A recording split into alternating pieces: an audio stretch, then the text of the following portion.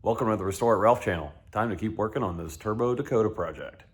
Got a lot of stuff to do today. I think I'm going to start with just taking out the grill, getting that out of the way, and see what kind of space I have for intercooler and intercooler piping. Grill's out, and the support bar is out of the way. There's plenty of room for an intercooler, I think, right there. After looking at it, I think this is easily trimmed to fit a 3-inch pipe to go through there. And the headlight's missing, because you know, the turbo's right there. I'm kind of at a standstill because I'm waiting on some intercooler piping. I'm measuring for intercooler and some other parts that I need to get coming, like some AN line and fittings and stuff like that. I'm also waiting to start cutting on this because I might have a new tool coming that might make it a lot easier. So stay tuned for that. The next phase of this project, I'm honestly dreading.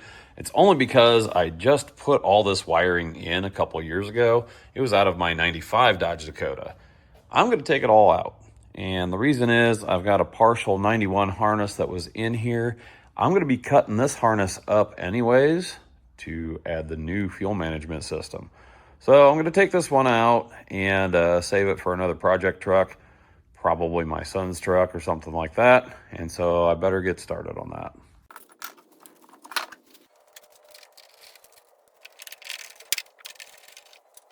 This cruise control unit will go onto my 42 Ford truck. As disappointed as I am that I can't keep it on this truck, I'm very excited for that truck. So it'll work out, I suppose.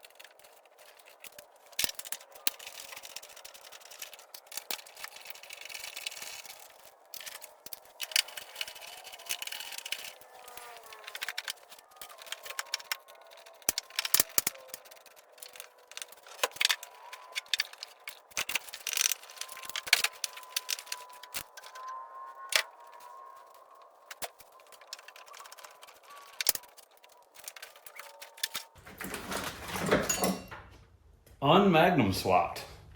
I'm not sure how I feel about that. I hope this is progress.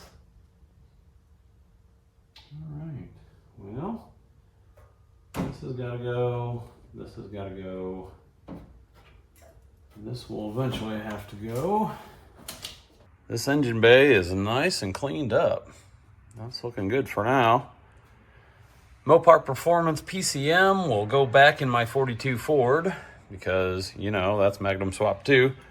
And then we don't need that with what we're doing.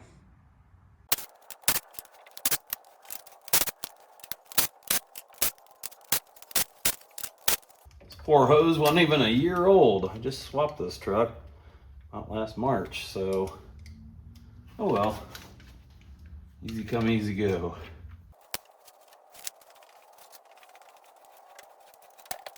All right, for this truck, I am not going with the Hughes intake because they are expensive and I don't want to spend the money, and I don't need to for what I'm putting on this truck. So this is an eBay China Gap intake, as they're called. It's a Chinese copy of a Edelbrock air gap, and it is not a multi-point manifold. It's drilled for both patterns of LA and Magnum heads. I'm going to use it on this engine. So if not a multi-point, what is going on that intake? Well,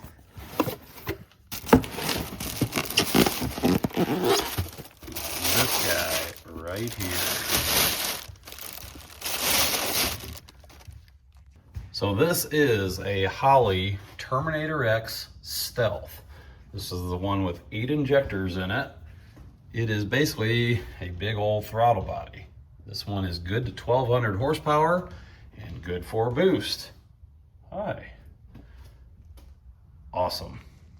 Now you can see why I gutted the wiring on this thing. I'm not using that PCM.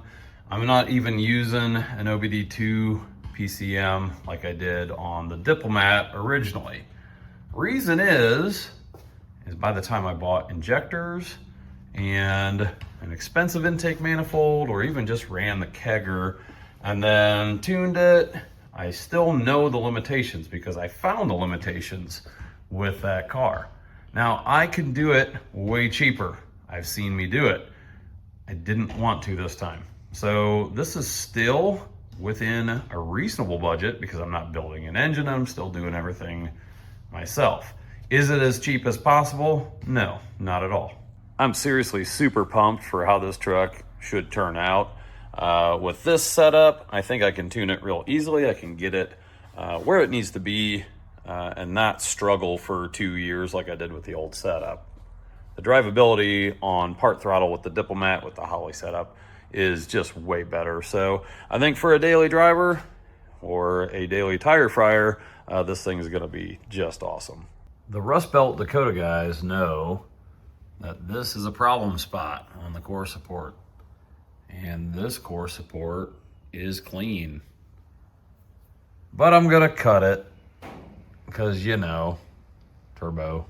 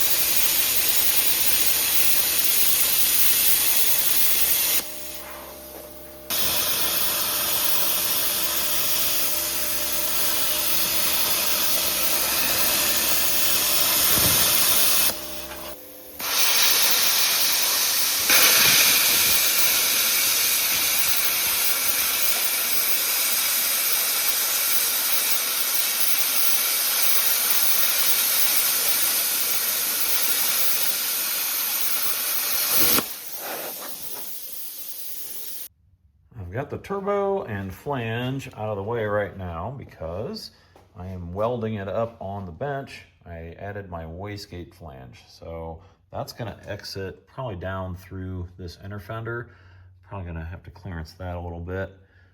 I've already made some bigger cuts right here in the core support for the cold side piping to go through. I'll clean that up a little bit and mock it up and see how it goes. Here's what I came up with for my wastegate. It's gonna be right before the turbo. So this wastegate then is gonna be pointing downwards, and then the dump tube will just go down below the vehicle. I think I like my wastegate placement. I know it's kind of a pain in the butt to get to as far as like changing springs in it, but it'll dump straight down and get that out of the way.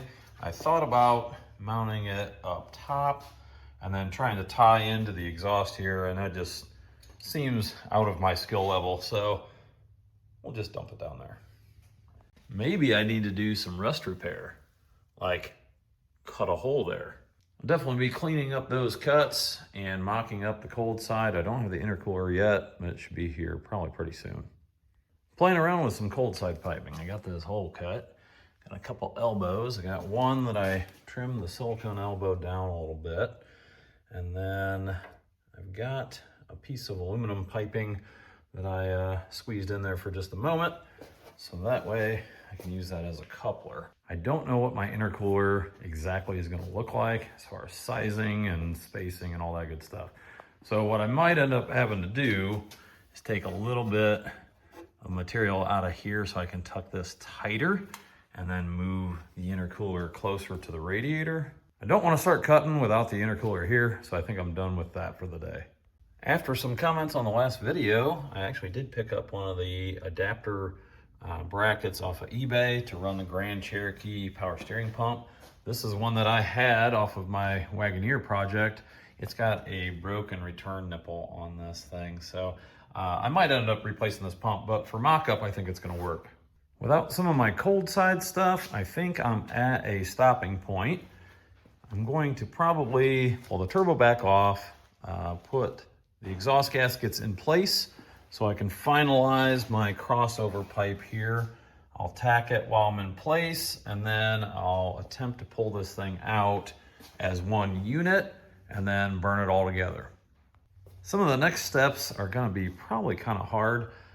Trying to snake my intercooler piping in this area, and I'm not sure if I'm going to relocate my battery or possibly chop up this battery tray and maybe move it over a little bit, run a smaller battery, kind of like I did with the Diplomat.